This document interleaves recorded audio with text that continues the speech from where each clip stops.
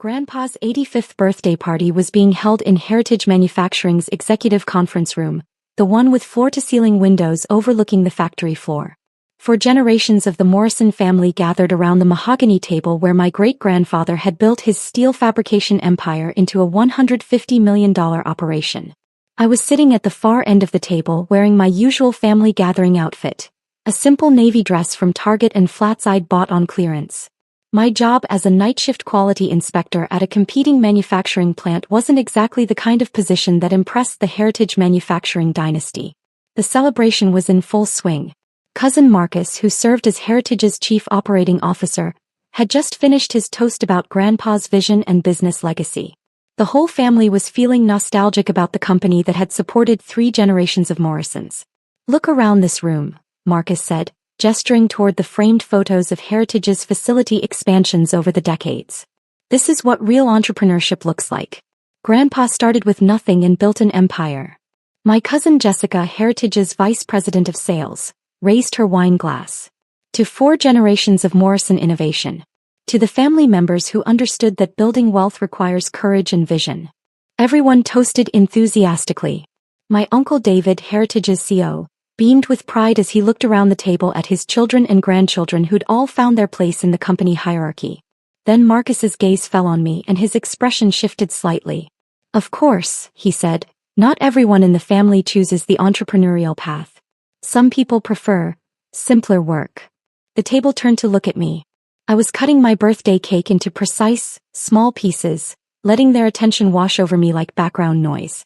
Uncle David cleared his throat. "Marcus, let's keep this positive. It's Grandpa's birthday." But Marcus was warming to his theme. "No, I think it's important to acknowledge different life choices. Take cousin Rachel here. She's chosen to work for our competitors rather than join the family business." My cousin Brian, Heritage's chief financial officer, nodded thoughtfully. "The quality inspection field is adequate work. Not everyone can handle the pressure of real business leadership." Aunt Sandra, who managed Heritage's human resources, added diplomatically, "There's nothing wrong with technical positions. Companies need quality control workers." The condescension was gentle but unmistakable. Grandpa, sitting at the head of the table, looked confused. "Rachel works in quality control? I thought she was in college." Jessica laughed. "Grandpa, Rachel's been out of college for 6 years. She works night shifts at Pinnacle Industrial. 3rd shift quality inspection." "Pinnacle?" Grandpa frowned. "But they're our competitor." Marcus seized the moment. "Exactly. Rachel chose to work for the competition rather than contribute to the family legacy. Some people just don't have the Morrison business instinct." Uncle David tried to steer the conversation away from me. "Well, everyone makes their own choices. The important thing is that Heritage Manufacturing continues to thrive under family leadership." But Marcus wasn't finished. "I just think it's worth noting the difference between family members who build something meaningful and those who take the easier path." He looked directly at me. "Rachel, you've been working at Pinnacle for what, 3 years now? Do you ever think about trying to contribute to something bigger? Something that matters to the family?" The entire table was watching me, waiting for me to defend my career choices or perhaps ask for advice on how to improve my prospects. I put down my fork and smiled. "Marcus, you're absolutely right. Family business isn't for losers. It requires real entrepreneurs." Everyone seemed pleased with this response. Several family members nodded approvingly. "That's good self-awareness," Jessica said. "Not everyone can handle the complexity of running a manufacturing operation." Brian added, "Heritage requires strategic thinking, financial planning, operational oversight. It's not for everyone." I raised my wine glass. "To the family members who understand real business, who have the vision to build something lasting." More toasts. More celebration of their collective business acumen. Marcus smiled with satisfaction. "See, Rachel gets it. She understands her limitations and respects what we've built here." I excused myself to use the restroom and walked through Heritage's executive offices, past the framed awards and certificates of achievement. The company my family had built into a regional manufacturing powerhouse while I worked night shifts for their competitors. What none of them knew was that I'd been Heritage Manufacturing's majority shareholder since 2019. Through a complex structure of investment vehicles managed by Blackstone Financial Services, I owned 62% of Heritage Manufacturing. The initial investment had been $45 million from my inheritance. Money my great-aunt Margaret had left me in a trust that somehow the family had never learned about. Over 4 years, as Heritage expanded and modernized their equipment, my position had grown to $150 million. Every major decision my family had made about their company had ultimately been approved by my representatives on Heritage's board of directors. Every equipment purchase, every facility expansion, every strategic contract had been funded with my money, while Marcus explained to relatives why I lacked the Morrison business instinct. I called my investment advisor, Jonathan Pierce, from Heritage's executive bathroom. Jonathan, it's Rachel. I need to initiate dissolution procedures for Heritage Manufacturing. Rachel, that's your largest holding. Are you certain about this decision? I'm certain. I want to exercise my majority voting rights to dissolve the company. Complete liquidation within 60 days. There was a pause. This will destroy the company entirely. Heritage's operational structure depends on continuous family management. Without that continuity, the client contracts will be voided. I understand the implications. Rachel, this seems like an emotional response. Maybe we should schedule a meeting to discuss. Jonathan, I've been monitoring Heritage's performance metrics for 18 months.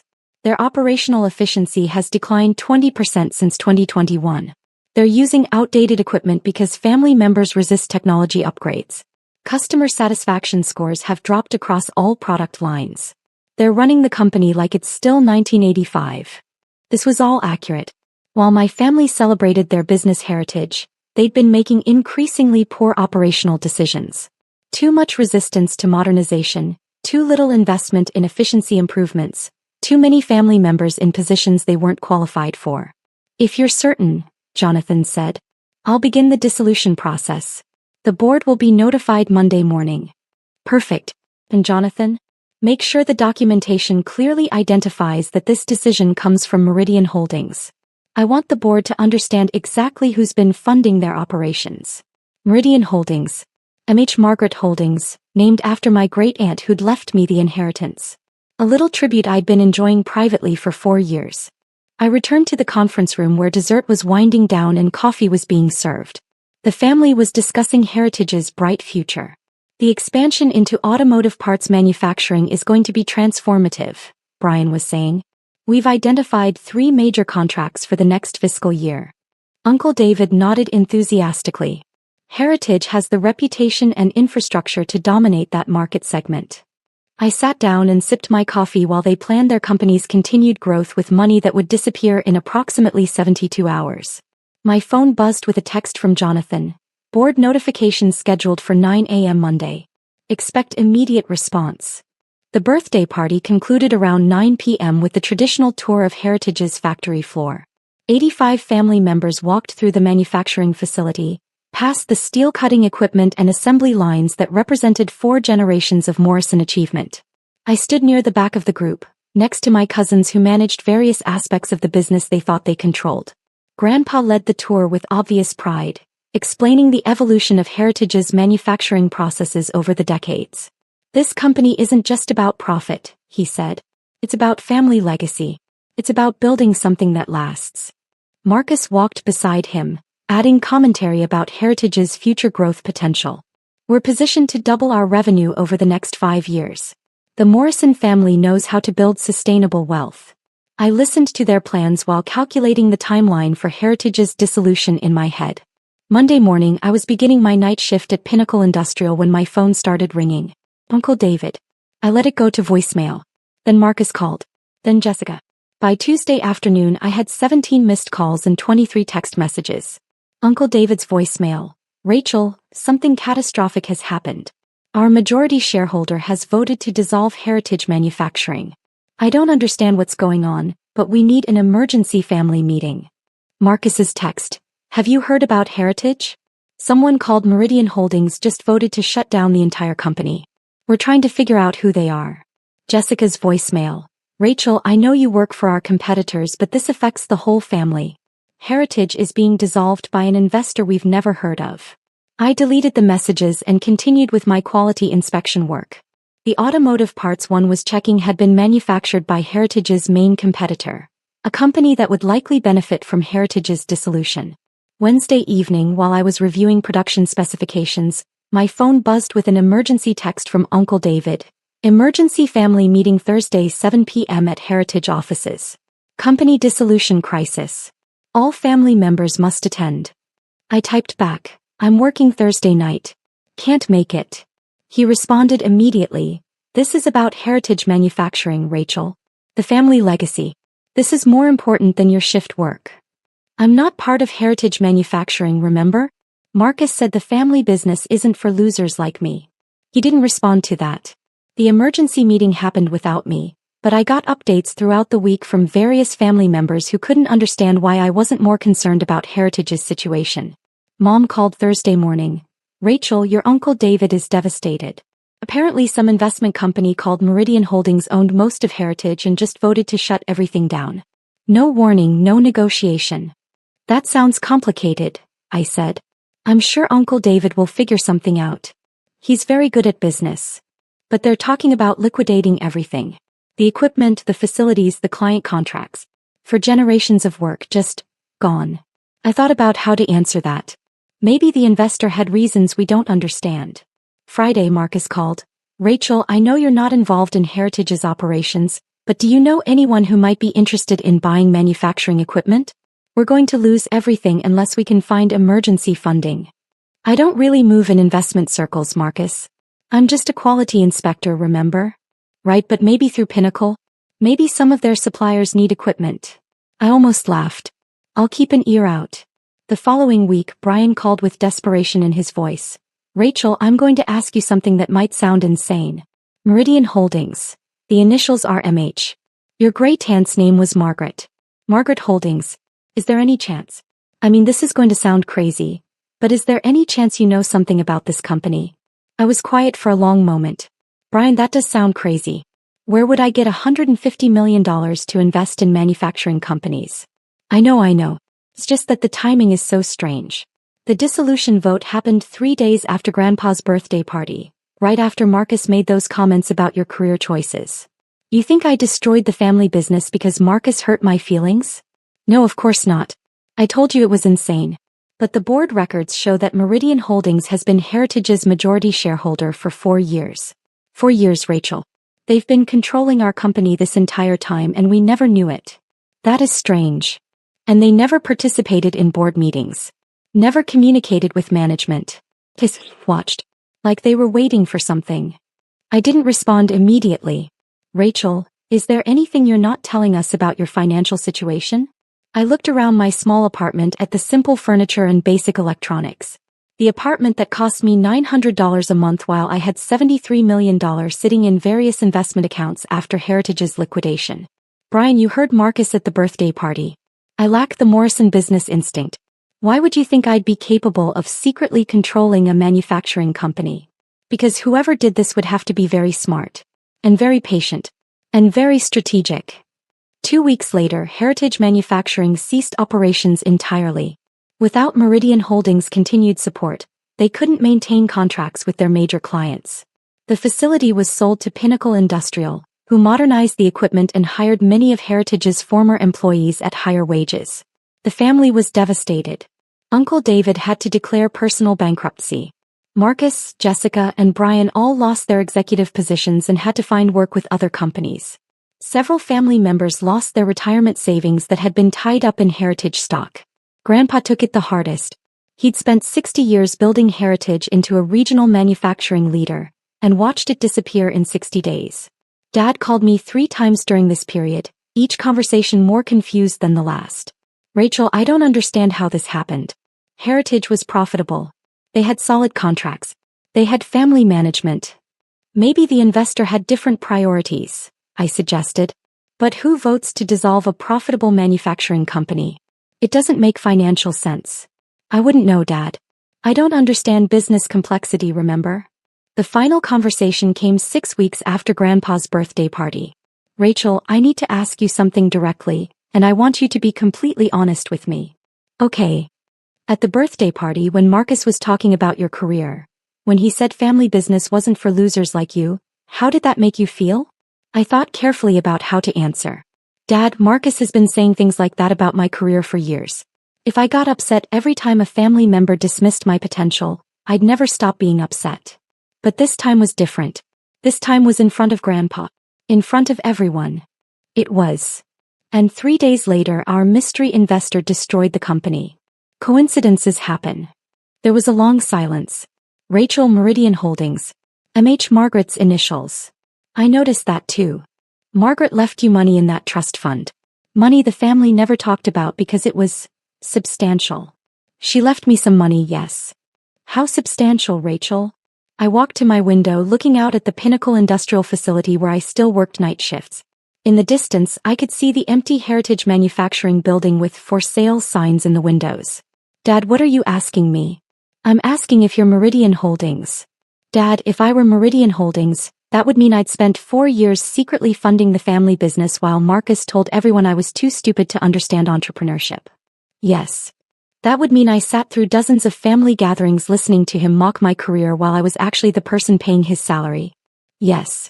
That would mean I have access to the kind of money and business expertise that he's always said I was too simple to understand. Yes. And that would mean Marcus has been completely wrong about my capabilities for years. There was a very long silence. Finally, Dad said, Rachel, are you Meridian Holdings? Dad, what do you think? Another silence. Then, I think Marcus learned a very expensive lesson about underestimating people. Yes, he did. And I think I need to apologize for not defending you at that birthday party. Yes, you do. And I think you just showed this family what real business strategy looks like. I smiled, watching the sunset reflect off the empty Heritage building. Business strategy is about patience, Dad. And timing. And knowing when to cut your losses. 3 months later, most of my cousins had found new positions in the manufacturing industry, though none at the executive level they'd been accustomed to. Uncle David was working as a consultant, trying to rebuild his professional reputation after Heritage's collapse. The family dynamics had shifted completely. No one made comments about my career choices anymore. When we gathered for holidays, relatives asked about my work with genuine interest. They treated me like someone whose opinions mattered. During Christmas dinner, Marcus approached me privately. Rachel, I've been thinking about what happened with Heritage. Oh. About whether the family could have done anything differently. Whether we could have maintained our investors' confidence. I thought about this. Probably. Investors usually want to feel that their contributions are valued.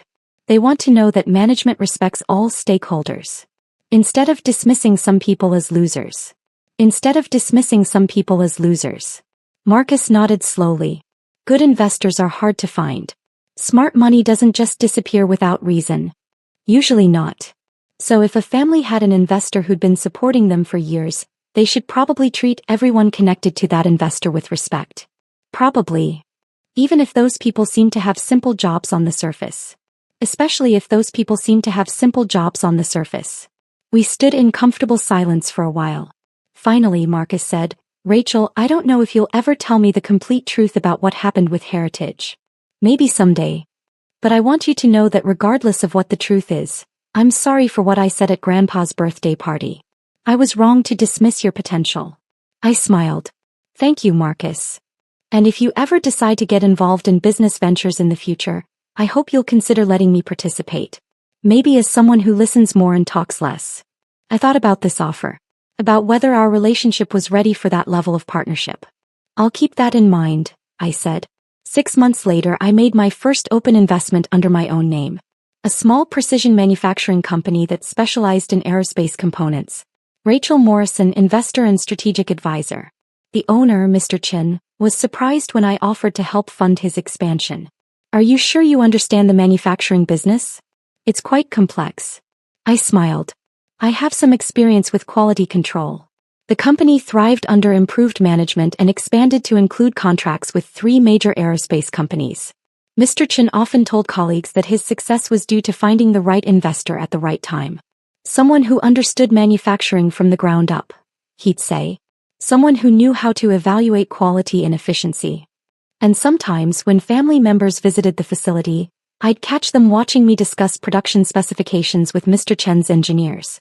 They never said anything, but I could tell they were connecting the dots between my approach to investing and whatever lessons they'd learned from the Heritage experience. Because the best business lessons are the ones that teach you to recognize expertise and wisdom wherever you find it.